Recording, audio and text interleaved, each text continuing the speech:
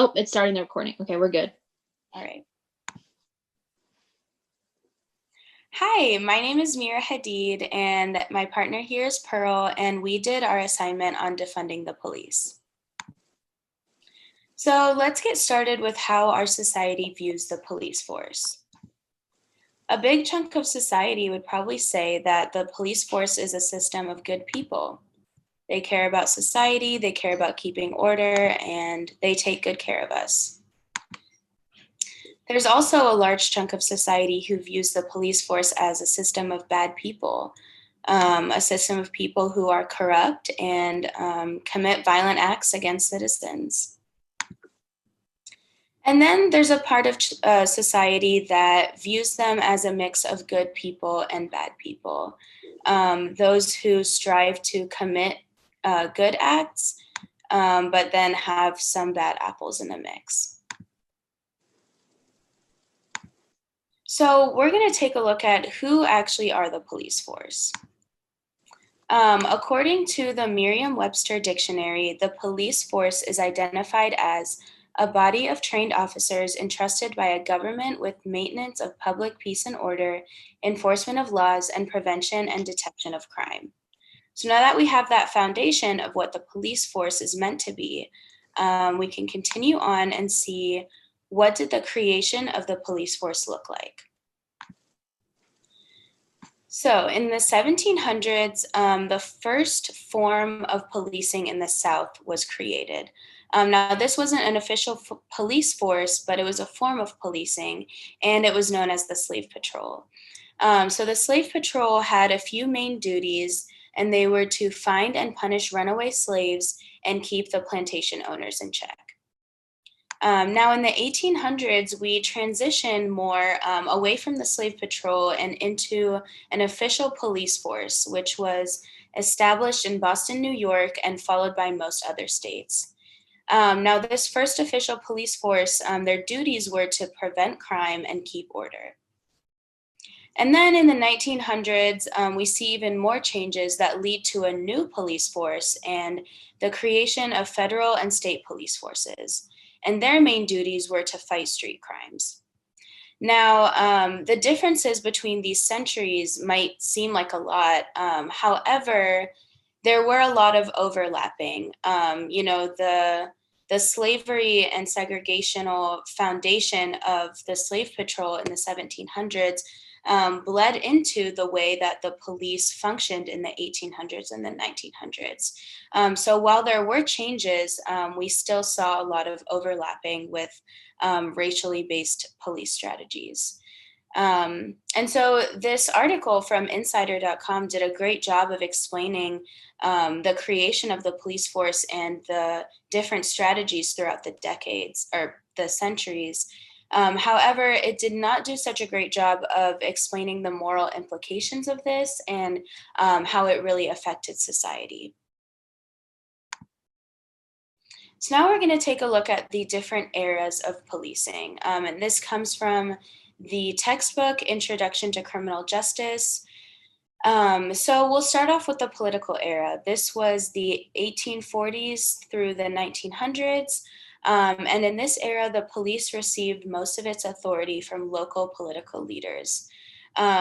Since, in this time period, we still had slave patrols, the police were using instruments of racial oppression, and slave patrols were mixed in with that bunch. And they were also imposing racially biased laws. So we see that this legal order sustained slavery and segregation, which left Black people in this era relatively powerless in comparison to other communities and populations. So in the 1900s, we move more towards the reform era. And this was a change in the police model that moved more towards the current contemporary police model.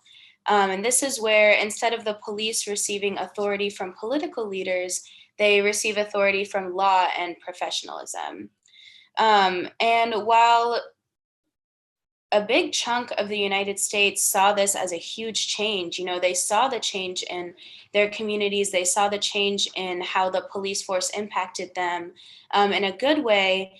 It did not so much benefit those who lacked political power and equal protection under the law, such as Black people and other minorities. And then in the late 1700s, we see another change and a shift into the community era, where the police force continued to receive their authority from the law. However, they had an increased dependence on neighborhoods and communities. So while they still were under the law's authority, um, the communities and the neighborhoods and the people really had more of a say on how policing was done. And the police was judged more on their ability to maintain order and protect the rights of the citizens. And although foot patrol was something that was gotten rid of a few decades back, it was revived and it led to further corruption. And if you don't know what foot patrol is where the police force just patrol the area literally on foot. So, this textbook did a great job explaining the different eras of policing, where the police received their authority from, and how that impacted the people in society. However, what it missed out on was how it actually impacted the Black experience and what it was like living as a Black person or another minority in these different eras. That would have been something helpful in understanding. So, what is the pattern through all of these eras and these different modes of policing? Well, um, the Minority View by Hubert Williams and Patrick V. Murphy, also in the textbook, explains that the police force has been given an exceedingly large amount of authority. You know, we can see this in even dating back to the slave patrols. That was a form of policing, and they were of the highest authority in society. We see that the police force has been conditioned by social forces and a history of racism. You know, there is social forces that keep this that keep the system of policing in check. And the history of racism, although we might think that slavery and segregation ended hundreds of years ago, the implications of that has led to a racially based police system today. And we also see that the police force has continuously dealt with minorities differently than they have dealt with the rest of society. And that doesn't just disappear with a couple changes in policing, but it actually needs a change in the entire system. So, how many roles does the police force play in the US today? Well, from this article from usafacts.org, we see that the police play quite a few roles. Um, and there are also different types of policing and the roles that they play. So, the municipal police mainly focus on local incidents. You can think of local incidents that you would see in neighborhoods or nearby grocery stores or anything like that. Violent crimes, property crimes, traffic offenses, and public disturbances. The state police mainly focus on patrolling the highway and doing more of the investigative work. County sheriffs, they mainly focus on supporting the courts and the correction system. The county police focuses on law enforcement for the entire county. And we have other forms of police, such as district policing, who serve colleges, universities, and public transit systems. So, this article did a great job of explaining the different types of police officers and what they focus on and their responsibilities.